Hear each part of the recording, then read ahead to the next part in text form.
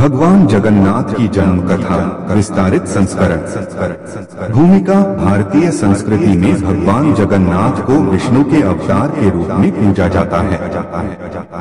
उनका निवास ओडिशा के पुरी नगर में स्थित है, जो 4 धामों में से एक है। भगवान जगन्नाथ उनके बड़े भाई बलभद्र और बहन सुभद्रा के साथ प्रसिद्ध रथ यात्रा के रूप में विश्व भर में विख्यात हैं।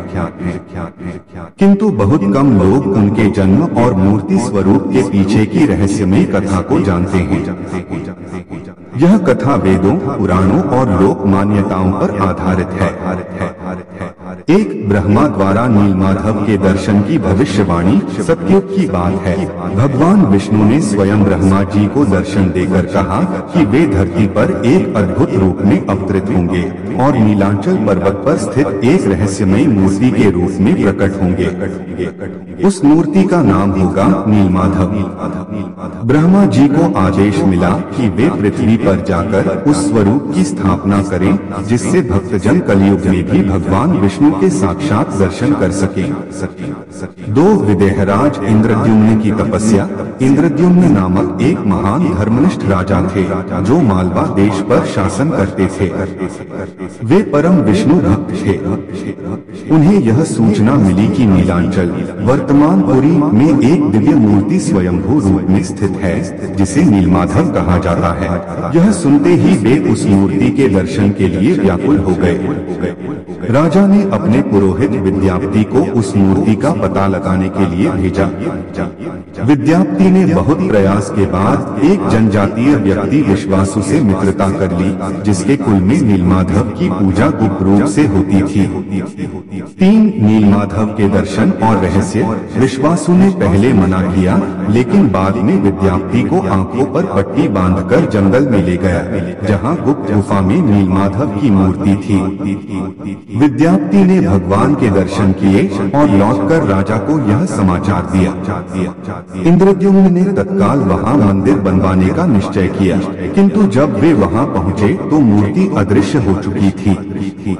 राजा ने उसी स्थान पर तपस्या शुरू की। उनकी तपस्या से प्रसन्न होकर भगवान विष्णु ने स्वप्न में दर्शन दिए और कहा कि समुद्र में बहकर एक दिव्य दारू काष्ठ आएगा, जिसमें उनका चमत्कारी रूप गढ़ा जाएगा। 4 दिव्य दारू का आगमन कुछ ही दिनों बाद समुद्र की लहरों से एक विशाल, सुगंधित और दिव्य लकड़ी का लट्ठा तट पर आ लगा। राजा ने उसे मंदिर में लाने का प्रयास किया, लेकिन वह हिल नहीं रहा था। तभी नारद मुनि ने आकर कहा कि इसे केवल भक्ति भाव से संकीर्तन के साथ ही उठाया जा सकता है। कीर्तन आरंभ होते ही वह लकड़ी स्वयं खिसककर मंदिर प्रांगण में आ गई। 5 रहस्यमयी बढ़ी। भगवान विष्णु का रूप। राजा इंद्रद्युम्न ने मूर्तियां बनाने के लिए कई शिल्पकार बुलाए, लेकिन कोई भी उस लकड़ी को काट नहीं सका। तभी एक वृद्ध बढ़ी, दरअसल भगवान विष्णु स्वयं प्रकट हुए और उन्होंने कहा कि वे मूर्ति बनाएंगे, लेकिन शर्त यह है कि 21 दिन तक कोई भी अंदर झांकेगा नहीं। बढ़ी अंदर चला गया और दरवाजा बंद कर लिया। 14वें दिन रानी गोंडिचा से रहा नहीं गया और उसने दरवाजा खोल दिया। वृद्ध बढ़ी तुरंत गायब हो गया। भीतर 3 अधूरी मूर्तियां पड़ी थीं, भगवान जगन्नाथ, बलभद्र और सुभद्रा। 6 अधूरी मूर्तियां ही क्यों पूजी जाती हैं?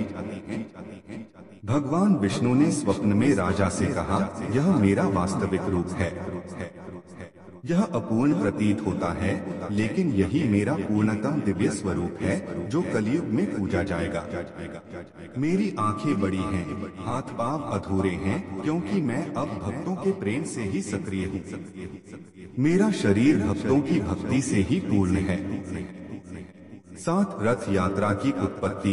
रानी गोंडिचा के कारण भगवान के अधूरे रूप प्रकट हुए, इसलिए उनके सम्मान में हर वर्ष गोंडिचा यात्रा निकाली जाती है। आज भी रथ यात्रा के दौरान तीनों भगवान पुरी से गोंडिचा मंदिर की ओर जाते हैं, जहां वे कुछ दिन रुकते हैं। 8 रथों की विशेषता। तीनों देवताओं के लिए अलग अलग रथ बनाए जाते हैं। जगन्नाथ का रथ नंदीघोष 16 चक्र, बलभद्र का रथ तालध्वज 14 चक्र, सुभद्रा का रथ पद्मध्वज 12 चक्र। हर वर्ष नए रथ बनाए जाते हैं। यह परंपरा शताब्दियों से चली आ रही है। 9 भगवान जगन्नाथ का रहस्यपूर्ण स्वरूप। भगवान जगन्नाथ के नेत्र विशाल, गोलाकार और बिना पलक के होते हैं। यह इस बात का संकेत है कि वे हर क्षण अपने भक्तों को निहारते रहते हैं। उनका काला रंग संपूर्ण ब्रह्मांड का प्रतीक है। बलभद्र का रंग श्वेत और सुभद्रा का पीतवर्ण है, जो त्रिगुणात्मक ऊर्जा का प्रतीक है, तम, सत्य और रज। 10 कलियुग में मोक्षदायी स्वरूप। भगवान जगन्नाथ को कलियुग के सबसे दयालु देवता माना गया है। मान्यता है कि जो भी उनका नाम स्मरण करता है या रथ यात्रा में भाग लेता है, उसे जन्मों के पापों से मुक्ति मिलती है। श्री चैतन्य महाप्रभु से लेकर संत तुलसीदास तक अनेक संतों ने उनकी आराधना की है। 11 मंदिर का रहस्य। पुरी का श्री जगन्नाथ मंदिर अपने कई रहस्यों के लिए प्रसिद्ध है। मंदिर की छाया कभी धरती पर नहीं पड़ती। समुद्र की लहरें मंदिर के पास आते ही शांत हो जाती हैं। मंदिर के ऊपर स्थित ध्वज प्रतिदिन बदला जाता है और यह हवा की दिशा के विपरीत लहराता है। रथ यात्रा के समय लाखों लोग खींचे चले आते हैं और सभी को प्रसाद मिलता है, फिर भी प्रसाद कभी कम नहीं होता। 12 निष्कर्ष। भगवान जगन्नाथ की कथा केवल एक पौराणिक गाथा नहीं है, बल्कि यह भक्ति, विश्वास और शरणागति की पराकाष्ठा है।